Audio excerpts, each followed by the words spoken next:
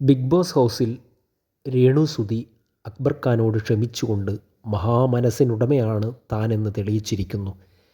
പോയ എപ്പിസോഡിൽ ഓമനപ്പേരിട്ട് വിളിക്കുന്ന ഗെയിമിൽ അക്ബർ ഖാൻ രേണു സുധിയെ വിളിച്ചത് സെപ്റ്റിക് ടാങ്ക് എന്നായിരുന്നു. പക്ഷേ ഈയൊരു പേര് രേണു സുധിയെ മാത്രമല്ല, ലാലേട്ടനെപ്പോലും വളരെയധികം വിഷമിപ്പിച്ചിരുന്നു. വീക്കെൻഡ് എപ്പിസോഡിൽ ലാലേട്ടൻ ഇക്കാര്യം അക്ബറിനോട് പറയുകയും ചെയ്തു. വരുന്ന ഒരാഴ്ചക്കുള്ളിൽ രേണുവിനെക്കൊണ്ട് അക്ബർ നല്ലത് പറയിപ്പിക്കണമെന്ന് ഉപദേശിക്കുകയും ചെയ്തു.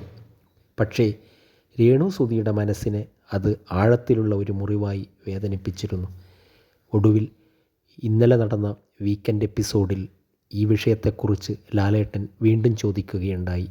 ഒടുവിൽ ലാലേട്ടൻ്റെ മുന്നിൽ വെച്ച് രേണു സുധി അക്ബർ ഖാനോട് ക്ഷമിച്ചിരിക്കുക മാത്രമല്ല, ഇനിമേലിൽ ആരെയും ഇത്തരം വാക്കുകൾ ഉപയോഗിച്ച് വേദനിപ്പിക്കരുതെന്ന് ഉപദേശിക്കുകയും ചെയ്തു.